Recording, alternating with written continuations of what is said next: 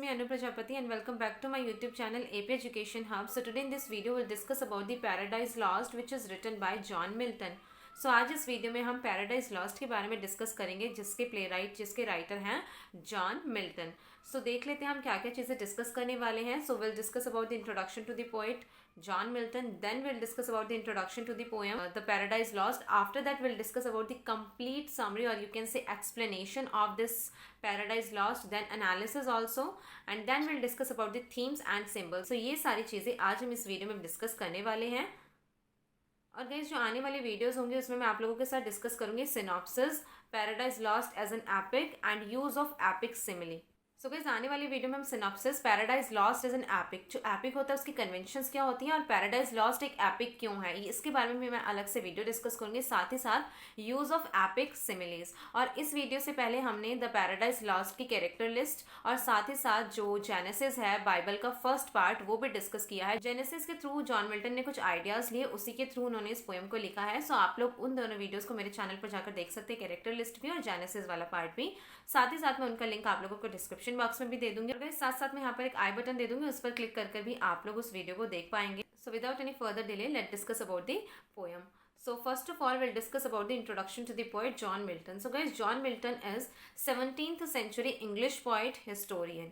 वो 17th century के एक इंग्लिश पोइट थे, हिस्टोरियन थे, and he was born on 9 December 1608 in London England. उनका जन्म हुआ था लंदन इंग्लैंड में 9 दिसंबर 1608 को. And his father being a lover of art and literature was particular in giving best possible education to his son. So guys देखो, जो John Milton के father थे ना, उन्हें भी लिटरेचर और आर्ट का बहुत ज़्यादा शौक था. लिटरेचर और आर्ट के लवर थे, वो प्रेमी थे, मतलब लिटरेचर प्रेमी थे. और इसीलिए उनका ये उद्देश्य था, ये मकसद था कि वो अपने बेटे को बेस्ट पॉसिबल एजुकेशन उस टाइम के दिलवाना चाहते थे. And after completing his education, Milton settled in country house of the family and devoted himself in the study of philosophy, classics, mathematics, music and European languages. So guys देखो, जो John Milton थे वो अपनी education complete करने के बाद कुछ और चीज़ों में इंडल्ज हो जाते हैं. वो फिलोसफी की स्टडी करते हैं, क्लासिक्स की स्टडी करते हैं, मैथमेटिक्स, म्यूजिक और कुछ यूरोपियन लैंग्वेज भी सीखते हैं. तो ये सारी पर्टिकुलर चीज़ें वो सीखते हैं. And guys this was the beginning of his emergence as a great scholar and a great poet. So जिस टाइम पर ये अलग रह रहे थे, अपनी फैमिली से कंट्री हाउस में रह रहे थे, उस टाइम पीरियड को इनका बिगिनिंग माना गया है, इनके करियर की स्टार्टिंग माना गया है. इसी टाइम पर उन्होंने लिखना स्टार्ट किया और आज वो ग्रेट स्कॉलर और ग्रेट पोएट की तरह जाने जाते हैं. यहीं से उनके लिखने की शुरुआत हुई थी. And guys in 1937 his mother died. 1937 में जॉन मिल्टन की मदर की डेथ हो जाती है. And Milton decided to tour the continent of Europe. वो डिसाइड करते हैं कि वो यूरोप कॉन्टिनेंट को घूमेंगे. And he visited many important cities of Europe like Rome, Naples, came in touch with many famous thinkers, politicians, mathematicians, artists and poets of the day.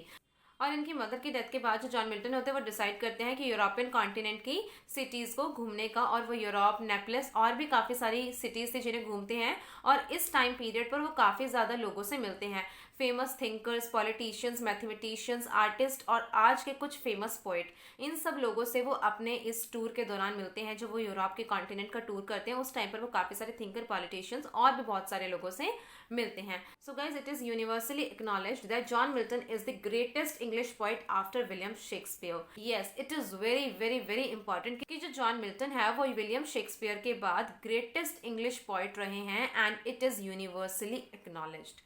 And John Milton is best known for his work Paradise Lost, regarded as the greatest epic poem in English. जो John Milton है अपनी इस poem Paradise Lost की वजह से ही ज़्यादातर जाने जाते हैं. He is best known for this poem जो आज हम डिस्कस कर रहे हैं. एंड जो ये पोएम है The Paradise Lost, it is regarded as the greatest epic poem in English. Greatest epic poem. So ये बहुत बड़ी अचीवमेंट हम कह सकते हैं जॉन मिल्टन के लिए.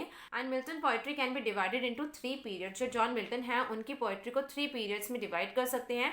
फर्स्ट पीरियड था इनका कॉलेज पीरियड जो कि 1932 तक चला. And it was the period of Milton's university career. So ये जो फर्स्ट पीरियड था कॉलेज पीरियड, ये इनका यूनिवर्सिटी टाइम था. And his ode on the morning of Christ nativity was written at this age. और इन्होंने एक ऑड लिखा, ode on the morning of Christ nativity, वो इन्होंने अपने फर्स्ट पीरियड में ही लिखा था. And this ode celebrates the unique event in the history of Mankind. और इस ओड में उन्होंने हिस्ट्री का एक ऐसा यूनिक इवेंट बताया जिसको कि सेलिब्रेट किया है इस ओड में. And the event is the birth of Christ on the morning of 25th December nearly 2005 years ago. सो इस ओड में जो क्राइस्ट हैं उनके बर्थ को सेलिब्रेट किया गया है। एंड जो इनका सेकेंड पीरियड है, second period is the Horton period till he left the continent in 1638। जिस टाइम पर ये यूरोपियन कॉन्टिनेंट को एक्सप्लोर कर रहे थे उसके तक, मतलब यूरोपियन कॉन्टिनेंट को जब तक इन्होंने एक्सप्लोर किया उस तक इनका सेकेंड पीरियड चला। And third period is the late period till his death. Third period जो था वो इनकी डेथ तक चला, मतलब 1638 से इनकी डेथ ईयर तक चला। And during this period Milton produced Paradise Lost, Paradise Regained and Samson Agonistes. So इस टाइम पीरियड पर ही इन्होंने एक ऐसी एपिक पोएम लिखी जो कि इंग्लिश लिटरेचर की सबसे ग्रेटेस्ट एपिक पोएम मानी जाती है, which is Paradise Lost, which we are going to discuss today. So ये लिखा इन्होंने, पैराडाइज रिगेन लिखा एंड सैमसन एगोनिस्ट। ये तीनों जो पोएम्स थी इन्होंने अपने third period, it means late period में लिखी थी। सो ये तो हुआ guys introduction to the poet. Now will discuss about the introduction to the poem. So अब हम पैराडाइज लॉस्ट पोएम का इंट्रोडक्शन डिस्कस करेंगे, इसको आप लोग ध्यान से समझना। So guys Paradise Lost is an epic poem in blank verse. जो पैराडाइज लॉस्ट है ये एक एपिक पोएम है और इसके लिखने का तरीका ब्लैंक वर्स है। देखो पोएम्स लिखने के कई तरीके होते हैं, ब्लैंक वर्स होता है, पेंटामीटर, आयम्बिक पेंटामीटर होता है, इस तरीके के काफी सारे तरीके होते हैं। सो पैराडाइज लॉस्ट एक एपिक पोएम है जिसको ब्लैंक वर्स में लिखा गया है। And Milton began writing in about 1658 and finished in 1663 which was the year of Milton's third marriage. So guys देखो मिल्टन ने इस पोएम मतलब पैराडाइज लॉस्ट को लिखना शुरू किया था 1658 में और ये फिनिश हुई 1663 में। और 1663 में ही जो जॉन मिल्टन थे इन्होंने अपनी तीसरी शादी भी की थी। एंड देन इसको रिवाइज किया गया 1663 से 65 के बीच and its first version published in 1667।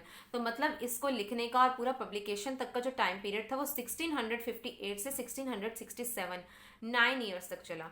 58 में इन्होंने लिखना शुरू किया, 63 तक इनका लिखना खत्म हुआ, देन 2 सालों तक इन्होंने रिवाइज किया एंड देन 67 में जाकर ये पोएम पब्लिश हुई। And this poem consist of 10 books with over 10,000 lines of verse. So guys देखो जो ये पोएम है इसकी लगभग 10 बुक्स हैं जिनमें कि लगभग 10,000 लाइन्स को लिखा गया है।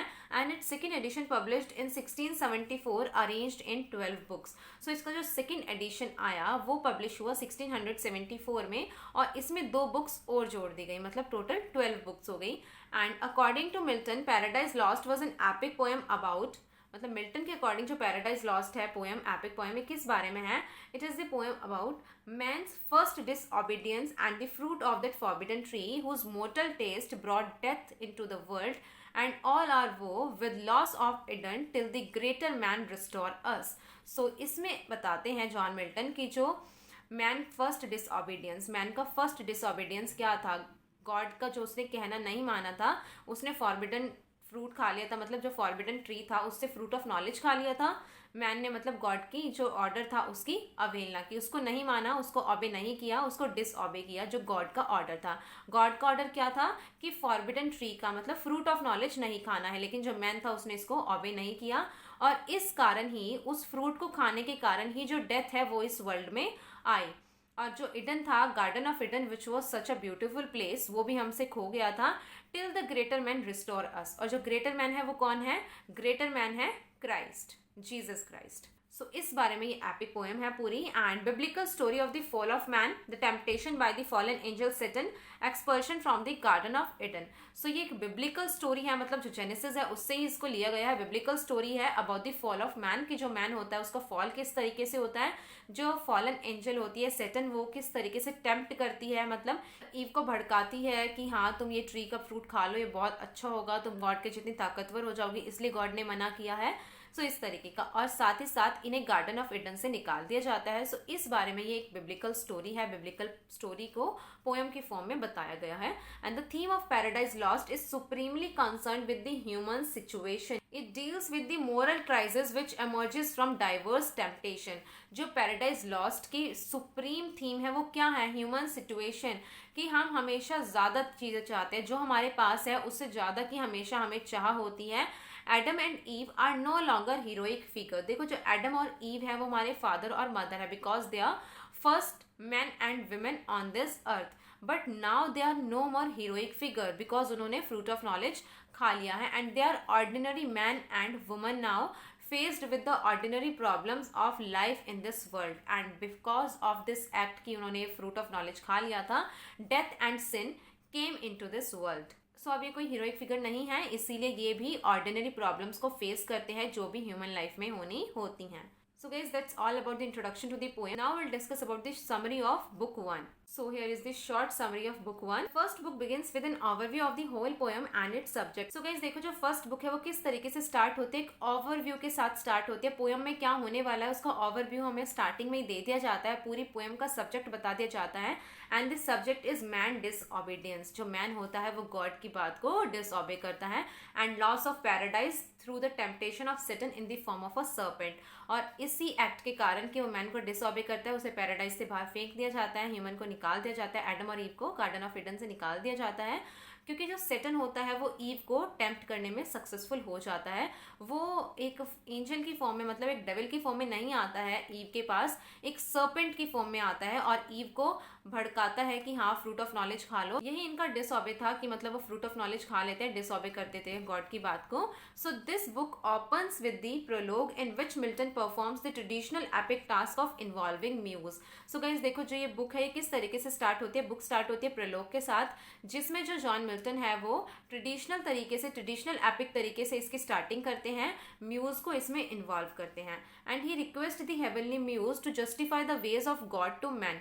और वो यहाँ पर हेवनली म्यूज को इन्वॉल्व तो करते ही हैं, साथ ही साथ हेवनली म्यूज से रिक्वेस्ट करते हैं कि वो तरीके बताओ जो कि गॉड ने जस्टिफाई करे हैं हम ह्यूमन बींग्स के लिए. तो after the prologue Milton asked the muse what could cause the grand parents in the happy garden of Eden to transgress the will of God. So guys देखो ये जो म्यूज को इन्वॉल्व करते हैं ना जॉन मिल्टन, ये एक epic convention है. मतलब जो एपिक होते हैं उसमें प्रोलॉग में म्यूज को इन्वॉल्व किया जाता है और यहाँ पर जॉन मिल्टन वही करते हैं.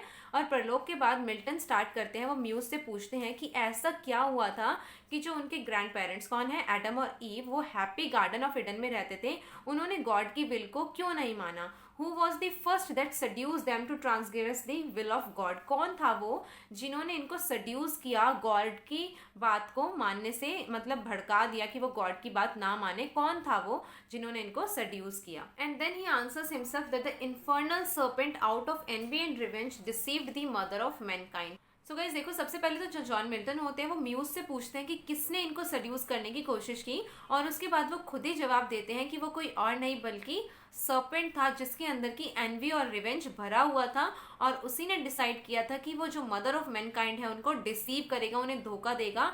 वो खुद तो गॉड को डिसओबे करता ही था, उन्होंने मदर ऑफ मैनकाइंड मतलब ईव को भी इस तरीके से भड़काया कि उसने भी गॉड को डिसओबे कर दिया. खुद ही यहाँ पर आंसर करते हैं John Milton. Satan initially was an angel who aspired to overthrow God and started a civil war in heaven. So guys देखो जो Satan था वो initially एक angel था, heavenly angel था, और उसको फिर गॉड ने हेवन से बाहर निकाल दिया. बिकॉज देखो सबसे पहले तो वो सिविल वॉर कर रहा था, हेवन के अंदर ही गृह युद्ध चला रहा था, आपस में युद्ध कर रहा था, वहाँ वॉर कर रहा था. And God defeated Saturn and his rebel angels and threw them out of haven.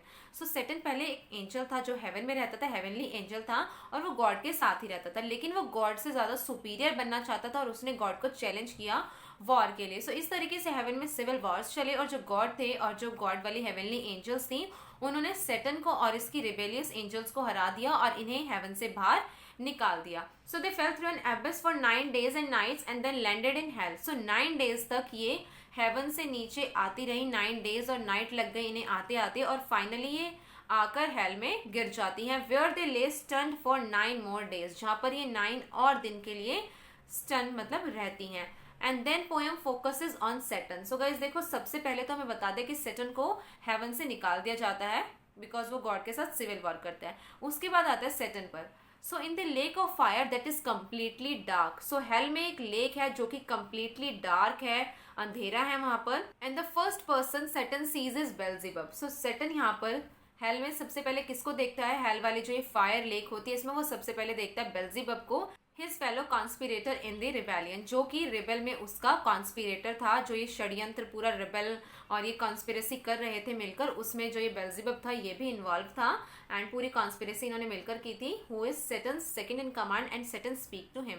बेल्जेबब जो है वो सैटर्न का सेकंड इन कमांड है, उसके बाद जो सैटर्न है वो बेल्जेबब से बात करता है. सो गाइस देखो पहले ये हेवन में थे और बेल्जेबब जो है वो सैटर्न की साइड से लड़ रहा था, मतलब रिबेलियस एंजल था, और उसके बाद ये सबको हेल में फेंक दिया जाता है। तो यहाँ पर ये जो लेक ऑफ फायर है उसमें बेल्जेबब और सैटर्न आपस में बात करते हैं। He admits that he has been defeated but does not regret his war against God.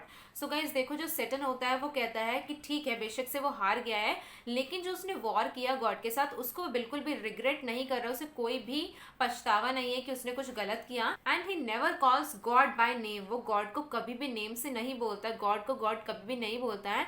And Saturn was to keep fighting against tyranny of heaven, और जो सैटर्न है वो कहता है उसने कोई गलत नहीं किया गॉड के साथ फाइट करके, बेशक से वो हार गया है लेकिन अब भी वो हार नहीं मानने वाला है, वो अब भी गॉड के साथ अपनी फाइट को कंटिन्यू रखेगा। And Beelzebub says God must be almighty to have done this of them, they are still his slaves even in the deep darkness of the hell। so guys देखो, जो बेल्जेबब है वो यहाँ पर थोड़ी समझदारी वाली बात करता है। वो कहता है जो गॉड है वो ऑल माइटी है, हम यहाँ पर भी हैं हेल में, हम अब भी उन्हीं के स्लेव्स है, बिकॉज जो भी कुछ यहाँ हो रहा है हेल में भी वो भी उन्हीं के कारण हो रहा है, because God is all mighty. And this is very strange कि जो बेल्जेबब है वो भी गॉड को गॉड के नाम से नहीं बोलता है। And then Satan asks him not show weakness and declares their aim to turn good to evil.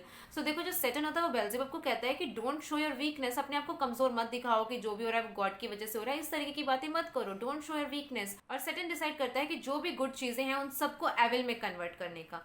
And Milton describes the terrible size and appearance of Satan and appearance of Satan's body. उसके बाद जो Milton है वो Saturn का terrible size और उसकी appearance को, उसकी बॉडी को एक्सप्लेन करता है। And guys, Saturn believes he rules in hell. Saturn को लगता है कि वो हेल में रूल कर रहा है, but he only does so with the permission of haven. Yes, Saturn rule कर रहा है हेल में, उसे लगता है कि वो यहाँ का किंग है, जैसे गॉड हेवन का किंग है, बट सैटर्न यहाँ हेल में रूल कर रहा है जस्ट बिकॉज गॉड उसे ऐसा करने दे रहे हैं। He only does so with the permission of heaven or God. Satan flies over the landscape with Beelzebub and accepts his new kingdom and says better to reign in hell than serve in heaven. So guys देखो, पहले तो ये lake of fire में थे, सारे जो भी devils थे ये पहले लेक ऑफ फायर में थे, उसके बाद ये फ्लाई करके जाते हैं और अपना न्यू किंगडम देखते हैं, हेल को देखते हैं। और यहाँ पर सैटर्न क्या कहता है, better to reign in hell than serve in heaven. Heaven में सर्व करने से अच्छा है कि तुम हेल में अपना किंगडम खुद का बनाओ, वहां पर राज करो। And Satan calls all the devils and ask them to join him on land and take up the fight again. So जो सैटर्न है वो फायर ऑफ लेक के वहां पर जाता है, सबको रिबेलियस एंजल्स को बोलता है कि उसको ज्वाइन करो, आओ हम सब दोबारा से गॉड के अगेंस्ट में अपनी फाइट स्टार्ट करेंगे। And then rebellious angels obey and pull themselves from the fiery lake despite their pain and shame. देखो, ये लोग उस लेक ऑफ फायर में थे और यहाँ से जब ये रिबेलियस एंजल्स आती हैं तो उन्हें काफ़ी ज़्यादा पेन बर्दाश्त करना पड़ता है, मे बी वो फायर से बाहर आती हैं उस वजह से, और साथ ही साथ शेम भी बर्दाश्त करनी पड़ती है। इसके बावजूद वो वहाँ से आती हैं और सैटर्न को फॉलो करती हैं, सैटर्न की बात को ओबे करती हैं। And the names of the bad angels have been erased in heaven. So guys देखो, इन्हें हेवन से निकाल दिया गया है। सो इन सभी बैड एंजल्स के जो हेवन में नाम लिखे थे उन्हें कम्प्लीटली इरेज कर दिया जाता है। and poet list their infernal names and some of them are worshipped as false gods। so guys देखो, जो मिल्टन है इन सभी बैड एंजल्स के नेम को इरेज कर देते हैं हेवन से और इनकी एक अलग लिस्ट बना देते हैं, बिकॉज ये डेविल्स होते हैं जो कि हेल में रहते हैं, और कुछ डेविल्स ऐसे हैं जिन्हें की फॉल्स गॉड की तरह वर्शिप भी किया जाता है। And Saturn is encouraged by the sight of his glorious army. So devils की जो आर्मी होती है वो आ जाती है और सैटर्न को एनकरेज करती हैं। And Saturn addresses them and commits himself to continue his fight against God. So Saturn बहुत खुश होता है कि उसकी आर्मी आ गई है, उसे एनकरेज कर रही है, और सैटर्न पूरी आर्मी को, मतलब डेविल्स की आर्मी को एड्रेस करता है और उनसे प्रॉमिस करता है, कमिटमेंट करता है कि वो गॉड के अगेंस्ट में फाइट को दोबारा से स्टार्ट करेंगे। And Saturn mentions that God had spoken of creating a new world and that the devils might escape there and make a new home। So guys देखो, उसके बाद जो सैटर्न है वो बताता है कि गॉड किसी न्यू वर्ल्ड को बनाने की बात कर रहे हैं, that new world is earth. So Saturn ये बात सुन लेता है कि गॉड कोई न्यू वर्ल्ड बना रहे हैं और वो डिसाइड करते हैं कि ये वहाँ पर जाएंगे और अपना मतलब जो भी गुड चीज़ें हैं उन्हें एविल में कन्वर्ट कर देंगे।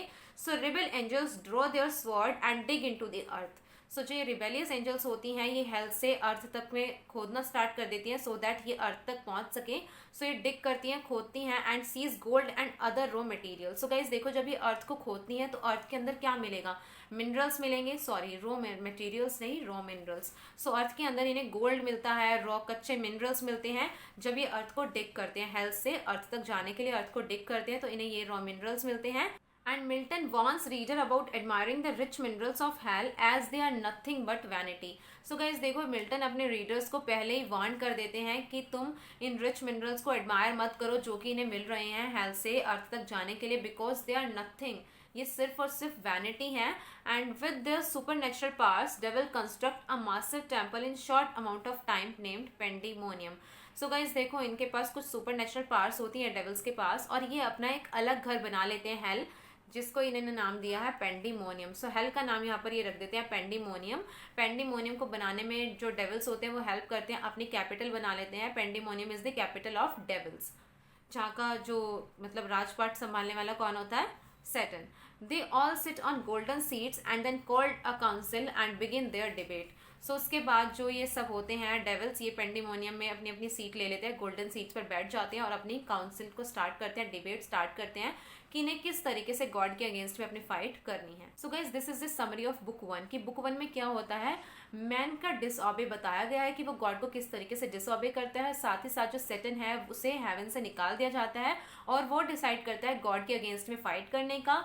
वो अर्थ पर जाकर सब गुड चीज़ों को एविल में कन्वर्ट करने के बारे में सोचता है, अपनी एक कैपिटल बनाता है हेल, जिसको वो नाम देता है पेंडीमोनियम, जहाँ पर बैठकर सभी डेविल्स अपनी मीटिंग करते हैं। सो ये सारी चीज़ें होती है बुक 1 में। Now will discuss about the analysis of book 1. Now we'll discuss about the analysis of book 1. So Milton begins in the traditional epic manner with the prologue and invoking the muse. तो guys देखो, कुछ बच्चे मुझसे पूछते हैं Instagram पर भी और फेसबुक पर भी, व्हाट्सएप पर, मतलब काफ़ी सारी जगहों पर आप पूछते हैं कि एनालिसिस हमें किस तरीके से लिखना है या फिर हम किस तरीके से लिखें, क्रिटिकल एनालिसिस एग्जाम्स के लिए हम किस तरीके से लिखें। सो एग्जाम्स में आपको वो चीज़ें लिखनी है जो आप इसमें अलग से ढूंढते हो। देखो एनालिसिस में आपको कुछ पॉइंट्स बता रही हूँ, उनको आप लोग अपने आंसर्स में ज़रूर डालें, because these are the critical analysis points of this poem. So Milton जो है वो इस पोएम को ट्रेडिशनल एपिक मैनर में लिखते हैं, मतलब एपिक कन्वेंशन को यूज़ करते हैं। और एपिक कन्वेंशन क्या है कि प्रलोग में म्यूक को इन्वॉल्व करना, यहाँ पर मिल्टन म्यूक को इन्वॉल्व करते हैं। And guys, this muse is not just the classical muse Urania, but also a Christian muse, a Holy Spirit. So देखो, जिस म्यूज को यहाँ पर इन्वॉक करते हैं जॉन मिल्टन, वो सिर्फ एक क्लासिकल म्यूज यूरेनिया ही नहीं है, बट वो एक क्रिश्चियन म्यूज भी है, एक हॉली स्पिरिट भी है। And guys at no point in the prologue Milton mentions Satan, किसी भी पॉइंट पर प्रलोग में मिल्टन सैटर्न को मेंशन नहीं करते हैं, जबकि जो सैटर्न है वो एक मेन कैरेक्टर है इस पोएम का, लेकिन प्रलोग में कहीं पर भी इसका जिक्र नहीं होता है। तो आपको एनालिसिस में इस तरीके की चीजें लिखनी होती हैं। Milton not only includes Adam and Eve's disobedience but also the original disobedience in heaven. So guys देखो, जो मिल्टन है वो यहाँ पर सिर्फ एडम और ईव के डिसओबीडियंस की बात नहीं करते कि उन्होंने फ्रूट ऑफ नॉलेज खा लिया, बल्कि वो ओरिजिनल डिसओबीडियंस की बात भी करते हैं जो कि हेवन में ऑलरेडी हो चुका था। जो सैटर्न थी और रिबेलियस एंजल थी, वो गॉड को डिसओबे करती है और उनके अगेंस्ट में फाइट करती है। That was the original disobedience. साथ ही साथ एडम और ईव वाला डिसओबीडियंस तो है ही। So following the prologue Milton continues in epic style by beginning in the middle of things. So guys देखो, प्रोलॉग खत्म होने के बाद दोबारा से एपिक कन्वेंशन यहाँ पर मिल्टन कंटिन्यू करते हैं कि वो एपिक स्टाइल में ही इसको स्टार्ट करते हैं। एपिक में क्या होता है, जब आप एपिक को स्टार्ट करते हो आपको चीजों को मिडल से स्टार्ट करना होता है। और मिडल की किस चीज से स्टार्ट करते हैं, that Saturn is first seen lying in the pit of hell, कि जो सैटर्न है उसको सबसे पहले हेल में दिखाया जाता है। सो गाइस देखो, ये एक एपिक कन्वेंशन है कि आपने प्रलोग कर दिया, उसके बाद जब आप स्टार्ट कर रहे हो अपने एपिक को, तो मिडल से चीजों को स्टार्ट करना है। तो यहाँ पर जो मिल्टन है वो मिडल से स्टार्ट करते हैं कि सैटर्न को सबसे पहले दिखाते हैं हेल में। ये नहीं दिखाते कि उसने गॉड के साथ रिबेल किया, वॉर किया, वो सारी चीजें बाद में आती हैं। सबसे पहले बीच से स्टार्टिंग होती है कि सैटर्न को हेल में दिखाया जाता है। And to the modern audience, Saturn में seems heroic as struggles to make a new heaven of a hell. देखो guys, जो न्यू ऑडियंस है, मतलब जो मॉडर्न ऑडियंस है, उसे लग सकता है कि सैटर्न जो है वो एक हीरोइक फिगर है, बिकॉज उसने हेल को हेवन में तब्दील कर दिया, पूरा पेंडीमोनियम बनाया है, इतने अच्छे तरीके से मिनरल्स वगैरह, गोल्डन सीड्स वगैरह बनाई है वहां पर, कि मतलब उसने हेल को हेवन में तब्दील कर दिया है, मतलब हेल को पूरा सुंदर से बना दिया है, पेंडीमोनियम बना दिया है। But the original audience knew and Milton lines confirm that Satan's war against God had been lost absolutely before the poem begins. तो गाइस देखो, बेशक से जो सैटर्न है उसने हेल को पूरा सुंदर से अच्छे से रीबिल्ड करके हेवन की तरीके से बना लिया है पेंडीमोनियम, लेकिन ये हम ऑलरेडी ऑडियंस जानती है, जो ओरिजिनल ऑडियंस है वो ये जानती है। और साथ ही साथ मिल्टन की लाइंस भी ये कंफर्म करती है कि जो सैटर्न वॉर कर रहा था गॉड के साथ, वो ऑलरेडी उस वॉर को हार चुका है। वो पोएम की इनिशियल स्टार्टिंग से ही हमें पता लग गया है कि उसे हेवन से बाहर जब निकाल दिया जाता है, तो यहाँ पर हेल को हेवन की तरीके से सुंदर बनाने का कोई फायदा ही नहीं है, बिकॉज वो गॉड से ऑलरेडी हार चुका है। God grants Satan and devils the power to act for the God's purposes not theirs. देखो जो सेटन है और जो डेविल्स है वो ये सारी चीजें कर पा रही हैं बिकॉज गॉड ने उनको ये सारी चीजें करने का परमिट किया है। अगर गॉड चाहे तो उन्हें ये चीजें परमिट ना करे तो वो यह सब बिल्कुल भी कभी भी नहीं कर पाएंगे। And the catalogue of demons that follows Satan escape from the burning lake follows an epic pattern of listing heroes through here is the list of villains. So guys देखो एपिक में क्या होता है, हीरोज को पूरा list किया जाता है। यहाँ पर उल्टा हो गया है कि यहाँ पर विलन्स की लिस्ट बनाई जा रही है। जब सेटन सब डेविल्स को बुलाता है और मतलब वो बर्निंग लेक से निकल कर जाते हैं तो हीरोज को किया जाता है बेसिकली एपिक में लिस्टिंग, यहाँ पर विलन्स को किया जा रहा है। And the catalogue is a means for Milton to list the fallen angels as well as a way to account for many gods in pagan religions. So guys देखो catalogue से यहाँ पर मतलब क्या है कि जो मिल्टन है वो फॉलन एंजल्स की एक लिस्ट बना रहे हैं और इन फॉलन एंजल्स की कई बार पूजा भी की जाती है, इन्हें गॉड समझकर पूजा जाता है कई बार। And some fallen angels such as Isis, Orisis and Baal and others are not associates with Christianity but some others pagan beliefs। देखो गाइस जो कुछ फॉलन एंजल्स थी लाइक आइसिस, ऑरिसिस, बाल और इसके अलावा भी कुछ और फॉलन एंजल्स थी जो कि क्रिश्चियनिटी से बिलोंग नहीं करती थी, लेकिन फिर भी कुछ पागन जो होते हैं वो इस चीज को बिलीव करते हैं कि ये क्रिश्चियनिटी से बिलोंग करती थी। And Beelzebub and Belial are two important devils. जो बेल्जीबब और बिलायल है ये दो इम्पॉर्टेंट डेविल्स हैं। And the final part of the book 1 is the construction of Pandemonium a capital of hell. So guys देखो book 1 के last में क्या होता है, बुक 1 के लास्ट में कैपिटल ऑफ हेल बनाई जाती है, मतलब पेंडेमोनियम को पूरा कंस्ट्रक्ट किया जाता है। And Milton's real goal here is to establish hell's capital, a word he himself coined from Latin word pan, all and demonium demon। Thus the capital of hell is literally a place of all demons। So guys देखो Milton का यहाँ पर एक गोल है कि उसने जो ये कैपिटल बनाई है हेल की, कैपिटल ऑफ हेल जो बनाई है, उसने जो यहाँ पर वर्ड्स लिए हैं वो वर्ड्स उसने खुद लिए हैं, लैटिन लैंग्वेज के वर्ड लिए हैं पान और डिमोनियम। पैन का मतलब होता है ऑल एंड डिमोनियम मतलब डीमंस की, मतलब capital of hell which is Pandemonium is a place for all the devils, जहाँ पर सभी डेविल्स रह सकते हैं। सो ये जो वर्ड इसने कंस्ट्रक्ट किया है मिल्टन ने, ये इसकी खुद की क्रिएशन है। One other aspect of construction of pandemonium is worth consideration. एक और एस्पेक्ट है जो पेंडिमोनियम को कंस्ट्रक्ट किया गया है उसकी, which is worth consideration, and this aspect is Mammon and other devils find mineral resources including gemstones in their search for building materials। So guys देखो जब ये पेंडिमोनियम को कंस्ट्रक्ट कर रहे थे तो जो मैमन थे और कुछ डेविल्स थे उन्हें कुछ मिनरल रिसोर्सेज मिले जिनमें थे जेमस्टोन्स और भी काफी सारे बिल्डिंग मटेरियल्स मिले। And this discovery of resources suggest Milton that hell has imagined as a multi faceted place, कि जो हेल है वो एक मल्टी फेसिटेड प्लेस है, इस तरीके से मिल्टन यहाँ पर सजेस्ट और इमेजिन करते हैं। And in the first scene as Satan and other lie chained on the burning lake totally seems a place of fearing and ugliness. So जिस तरीके से इन्हें सबसे पहले दिखाया जाता है कि ये लेक ऑफ फायर में है, सो ये जो प्लेस होता है एकदम अगली सा और फायरी सा लगता है। And construction of Pandemonium shows there is more to hell. तो इस कंस्ट्रक्शन जो ये पेंडिमोनियम बनाते हैं इट्स मीन यहाँ पर बहुत सारी और भी चीजें हैं, geographic features such as plains, hills, mineral resources such as gemstones, possibility for beauty seem to exist in hell, की मतलब hell में भी कुछ beauty छुपी हुई है। So guys देखो ये एक बहुत इंपॉर्टेंट लाइन है, all in all Milton depicts a hell that has more than one essence, कि मिल्टन को ऐसा लगता है, मिल्टन ऐसा डिपिक्ट करते हैं कि जो हेल है that has more than one essence, एक चीज से ज्यादा चीजें वहां पर हैं, more than one essence। So guys this is the analysis, now we'll discuss about the themes। So first theme is disobedience and revolt। Disobedience and revolt किस तरीके से होता है, सेटन्स डिसओबीडियंस जो वो हेवन में करता है, then Adam and Eve's disobedience जो कि वो गार्डन ऑफ ईडन में करते हैं फ्रूट ऑफ नॉलेज खाकर।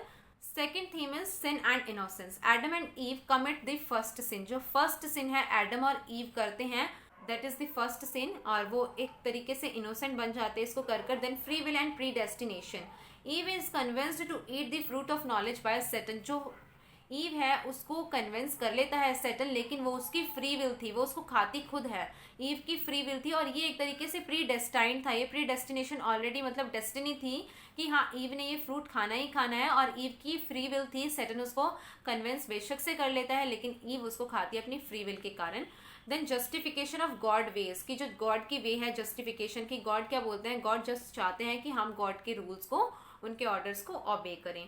Then choice and consequences, choice and consequences में क्या आएगा, एडम एंड ईव्स चॉइसेस कि उन्होंने फ्रूट ऑफ नॉलेज खाया, and sin and death are the consequences of their choice, की जो इनकी चॉइस थी फ्रूट ऑफ नॉलेज खा लेते हैं, ये इनकी चॉइस थे, लेकिन सिन और डेथ जो इस अर्थ पर आते हैं वो इनके इस एक्ट का, इनके इस चॉइस का कंसिक्वेंस था। Then knowledge and ignorance, they know that they are not suppose to eat but ignore it, देखो उन्हें पता था कि उन्हें ये नहीं खाना है, they are knowledgeable about it, उन्हें ये चीज पता थी, दे नो अबाउट इट, उसके बाद भी वो इस चीज को इग्नोर करते हैं और वो खा जाते हैं। सो गाइस थीम्स यहाँ पर हमारे सामने क्या क्या आई, disobedience and revolt, sin and innocence, free will and predestination, justification of God's ways, choice and consequences, knowledge and ignorance, these are the themes. So guys then आते हैं symbols, fruit from the tree of knowledge, जो fruit है tree of knowledge का, that is one of the important symbol.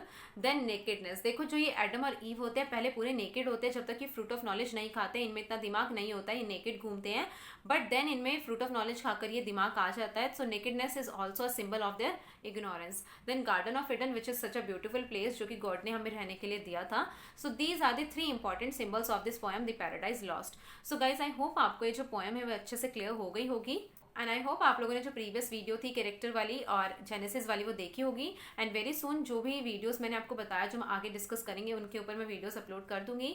और कोई suggested video या novel आप चाहते हैं जिसके बारे में मैं डिस्कस करूँ, then do let me know in the comment box. और गाइज अगर अभी आप लोगों का कोई डाउट है then you guys can ask me in Instagram and even on my Facebook page and WhatsApp also. So मैं तीनों ही चीज़ों के लिंक, इंस्टाग्राम, फेसबुक और व्हाट्सएप के लिंक दे दूंगी डिस्क्रिप्शन बॉक्स में। सो आप लोग वहाँ मुझसे कांटेक्ट कर सकते हैं, and guys do follow me in Instagram and also on my Facebook page. So guys I hope आप लोगों को वीडियो पसंद आई होगी। अगर ये वीडियो पसंद आई हो तो इस वीडियो को लाइक करें, कमेंट करके बताएं कैसी लगी, अपने फ्रेंड्स के साथ जरूर शेयर करें और मेरे चैनल को सब्सक्राइब करके बेल आइकन जरूर दबा दें। So guys do subscribe to my channel. मिलते हैं नेक्स्ट वीडियो में एक नई नॉवल, एक नए टॉपिक के साथ, तब तक के लिए थैंक यू।